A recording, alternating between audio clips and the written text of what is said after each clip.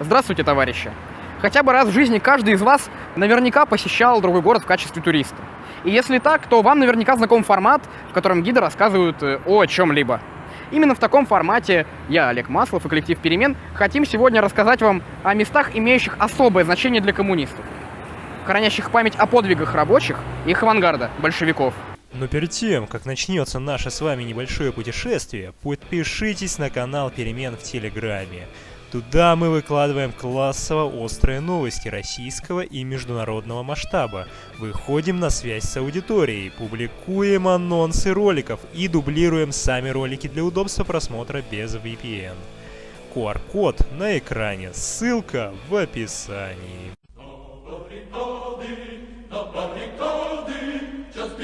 Мы находимся на комбинате технических тканей «Красный Перекоп», имевшем в советское время статус государственного всесоюзного ордена Ленина и Октябрьской революции комбината памяти победы Красной Армии на Перекопском перешейке в ходе Гражданской войны.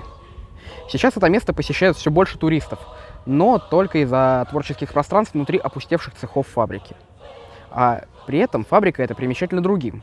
Являясь детищем еще Петровской эпохи, некогда Ярославская большая мануфактура или ЯБМ, в течение 2 веков оставалась крупнейшим предприятием Ярославля с наибольшим числом рабочих. Рабочие ИБМ к концу 19 века были, как и везде в империи, настроены революционно.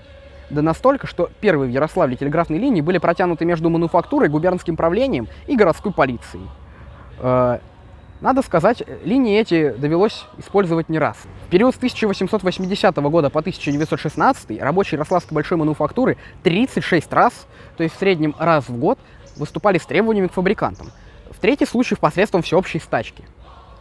Именно такая пролетарская сплоченность, такой напор привели к тому, что в одном только 1905 году рабочее время на фабрике снизилось с 10 часов 45 минут до 9 часов, а размер квартирных денег, то есть средств на оплату жилья рабочих, был поднят в 1,5 раза.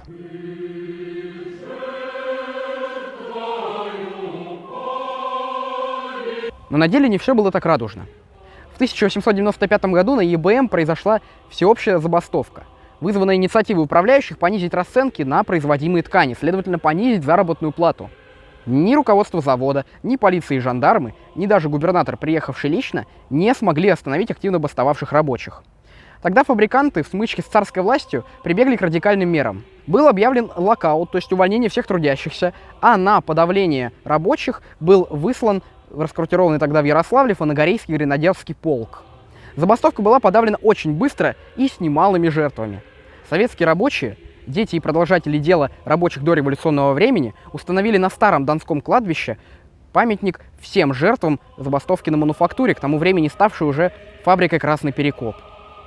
В сегодняшний день памятник находится в ужасном состоянии, и лишь посильная забота ярославских коммунистов не дает этому символу самоотверженного ведения классовой борьбы развалиться окончательно.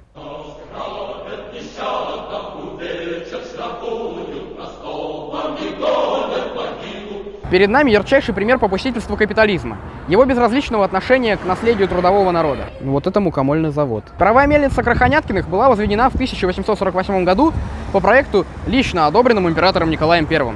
Ее производственные возможности были настолько велики, что даже спустя полвека она оставалась крупнейшей по объему выработки во всей Российской империи. Власть рабочих вскоре после революции национализировала мельницу и вместе с другими корпусами, находящимися по ту сторону Волги, передала ее в ведение Ярославского мукомольного завода номер 1. К слову, близок к гибели сейчас и сам завод, знатно потрепали в начале нулевых.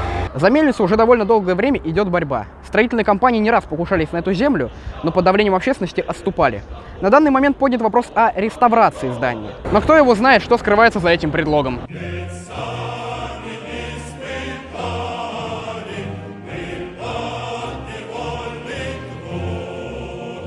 В дни Первой русской революции Ярославль, как город, имеющий уже достаточно забастовочный революционный опыт, не остался в стороне. По городу прокатилась волна демонстраций. Например, вот здесь, на улице Революционной, в одно январское утро 1905 года, которое позже назовут кровавым, массы трудящихся насмерть стояли за свои права, пока казачьи отряды выслуживались, проливая народную кровь. Сегодня в условиях вновь антинародных о той борьбе напоминают лишь советские мемориальные доски. И поэтому наша задача Задача всех коммунистов – сохранить наследие той борьбы и не позволить упрятать события тех лет на страницах истории. После Октябрьской революции в Ярославле было неспокойно. Уж слишком много врагов рабочего класса нашло здесь укрытие. В июле 1918 года они перешли к действиям. Базировавшаяся в этом городе белая террористическая организация «Союз защиты Родины и Свободы» под руководством Бориса Савенкова подняла мятеж. Безуспешный и приведший только к уничтожению 20 заводов и фабрик, гибели множества людей и фактическому погружению города в руины. Напоминанием о той, как позже выразится на суде Савенков, кровавой и бесплодной попытке контрреволюции служит кинотаф близ Советской площади. А возле него размещена памятная плита с именами красных военных и политических руководителей, положивших жизнь на дело защиты пролетарской революции. Гости и жители города каждый день встречаются с этими именами. В честь Нахимсона или, например, Загейма в Ярославле также названы улицы.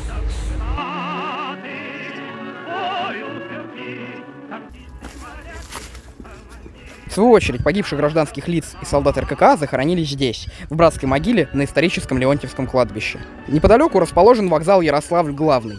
В те годы станция Всполье, опорный пункт Красной Армии в противовес Савенковской станции Уроч в современном Заволжском районе. Как и в случае с Донским кладбищем, уход за памятником в наше время оказывают только ярославские коммунисты, каждый год устраняя сорняки, омывая и как бы по новой выкапывая памятный камень из мягкого грунта. Александр Вановский, Нина Дидрикиль, Александр Стопани, Михаил Кедров, Владимир Носков, Николай Подвойский, Николай Доброхотов, Дмитрий Горновский, Кирилл Бабич, Вадим Подбельский, Сергей Суворов. Без этих ленинцев, без их самоотверженной работы во благо рабочего класса, Ярославль едва ли смог бы стать таким крепким революционным и забастовочным центром, каким он являлся. В благодарность за великий труд, за то влияние, которое Ярославский комитет РСДРПб оказывал на развитие рабочего движения всей России, именами его членов названы улицы в разных районах города. Вот, например, улица Кедрова. Перед нами крупнейшее и, не считая Красного Перекопа, старейшее предприятие Ярославля – Ярославский моторный завод. До 1958 года это был автозавод. И здесь производились грузовики, тягачи, самосвалы, большие грузы, автобусы, троллейбусы, насосные агрегаты, шасси для транспорта и многое другое. С 1958 года завод перешел к выпуску моторов, силовых агрегатов, генераторов и двигателей, на чем, как понятно по названию, специализируется и сейчас. На заводе трудилось настолько большое количество людей, что квартиры заводчанам сначала давали в ближайшем поселке, ныне на так называемой «пятерке», а затем и в отстроенном с нуля именно для моторного завода Дзержинском районе, по сей день являющимся самым населенным. Под началом и на средства моторного завода в городе были созданы парки, школы, 2 дома культуры, кинотеатр, бассейн, дворец спорта и множество других объектов инфраструктуры.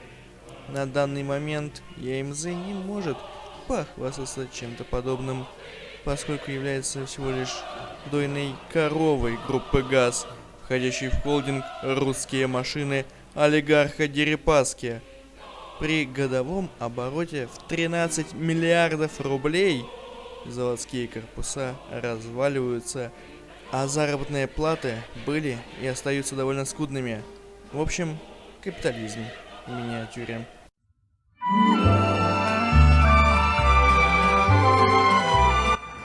За моей спиной Ярославский шинный завод, и это поистине уникальное промышленное предприятие. Некогда завод являлся частью огромного резино-асбестового комбината, отстроенного в первую пятилетку стараниями советского химика Сергея Лебедева, открывшего метод синтеза каучука из пищевого спирта. Для запуска комбината к 1931 году были введены в эксплуатацию первая в Ярославле теплоэлектроцентраль. Завод синтетического каучука СК-1, он находится за вот этим зданием в руинах. Естественно, после эффективного менеджмента которые здесь буквально повсеместно. Также в эксплуатацию были введены и опытный завод «Ретинотехника», находящийся по другую сторону Волги, завод «Ярполимер МАШ» на Тутаевском шоссе, а также завод «Яртис», проходная которого расположена слева. Вместе с промышленностью росла инфраструктура. Школы, детские сады, больницы, жилые дома северной части Кировского района – это также наследие той эпохи. В годы войны завод первый в мире, автономно производивший каучук, покрыл более половины нужд фронта и тыла в покрышках и резиновых технических изделиях. В послевоенном СССР имя ЕШЗ прославлял уже не только труд его рабочих, но и футбольная команда «Шинник», и даже композиция советского певца Александра Розума, играющая сейчас на фоне. Благодаря своим гигантским производительным мощностям завод пережил 90-е и принадлежит уже не советскому народу, а российской олигополии АО «Кардиант». Однако, будучи коммунистами, мы не надеемся, но уверены, что однажды любимое сердцу Шинка, как и другие заводы и фабрики Ярославля, будет возвращена истинным хозяевам рабочим.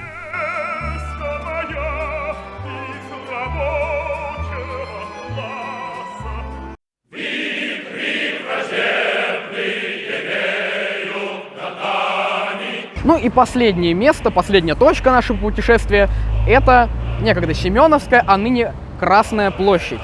И на ней, кстати, как и в Москве, есть свой Ильич. Вот он.